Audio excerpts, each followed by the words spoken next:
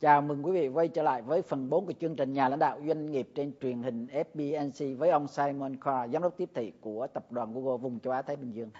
Mr. Simon, Google Inc. Corporation is an American multinational corporation specializing in internet-related services and products. They include software, cloud computing, search, online advertising technology. But in Vietnam, it seems most user things just in Google only search engine.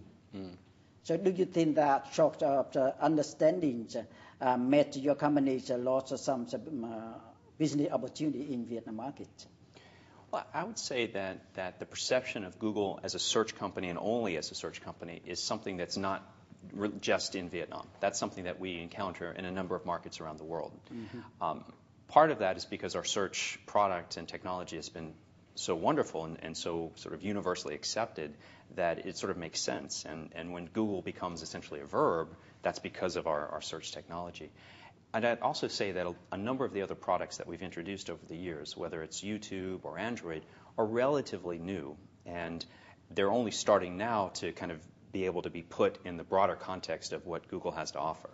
So I don't think Google necessarily has lost out because people think of us as a search engine. And in fact, we gain a lot of trust from our users because they see us as a trusted source of information. What we want to do, though, is to be able to broaden the types of things that we can offer. And we really want to move from just providing search results to providing much more suggestions and assistance to our users. So we're looking for ways to move past just thinking about that transaction that happens when you ask a question and we deliver an answer, to us starting to say, you know what, we kind of know a bit about you, based on what you've done before, based on the types of things you've searched in, where you might be, can we suggest something to you? And then we think that will allow us to become much more useful and a much more important part of people's everyday lives. You know, Google is the world's largest search engine, and in Vietnam, I believe it dominates the whole market search.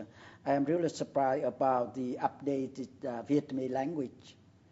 So how many people in your staff to work for the Vietnam projects? And it's based in Vietnam or abroad, in Singapore, Manila, or something like that? So the staff, the Google staff that works on Vietnam is based in Singapore, and we have approximately 30 people that are engaged in the Vietnam project. 30. So what the opportunity of recruiting the Vietnamese talents more in the future?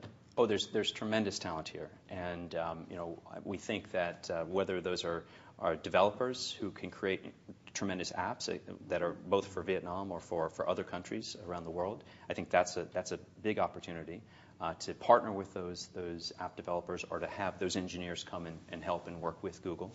We also obviously see it from a marketing and sales perspective.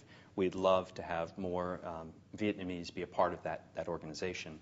At the moment, all of our work is based in Singapore, but over time we hope to be able to expand that into Vietnam. So when you took up the office in Singapore in 2011, what did you do the first? Well, the first thing I did was listen. Yeah, right. The first thing was to listen and to learn. And I'm a big believer of that in whatever job I take.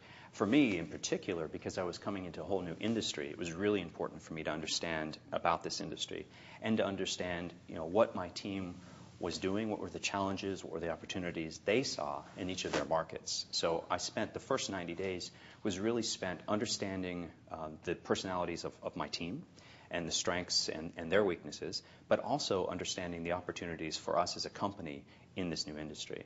And then, rather than taking action immediately, I thought it was much more important to be able to kind of be more educated and then be able to have a much more informed opinion to make decisions. I think your marketing team in Singapore is the international team. So how do you balance with them?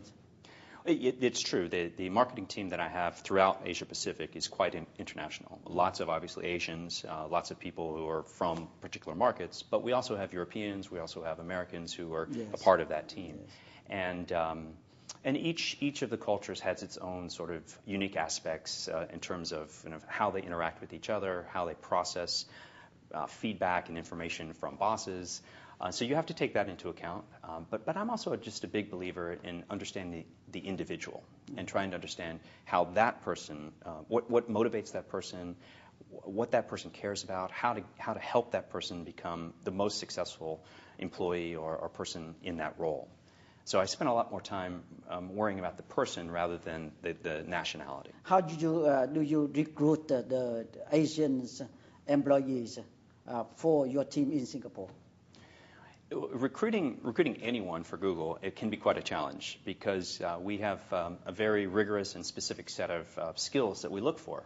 And I think that is even more of a challenge in some of the markets in Asia because we also want language experience, an understanding of that culture in order to have that person be really successful in a particular market. Mm-hmm. So what I look for is, one of the things I look for is that ability to be flexible and to be able to move very quickly depending on changing circumstances. And so, as you noted earlier, Google has changed as a company, has gotten more and more involved in lots of different types of products. So as marketers, we need to be able to change quickly as well in order to work on all of these new products. I also look for motivation. I really want somebody who has an engine that's running all the time and does task A and then doesn't wait for instructions for task B, but just keeps going. And part of what my job is to do is to work to ensure that if they're slightly off track, I help them get on track. But I don't want to stop them. I want them to continue to go from task A to B to C and so on. Frankly, what kind of people among your international team in Singapore, what kind of people you like to work together best?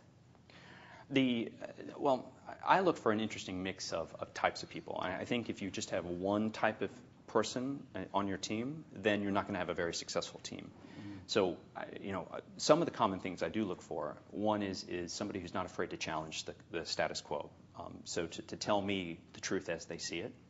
I want somebody who, though, will also work as a team and wants to work very well together with other people.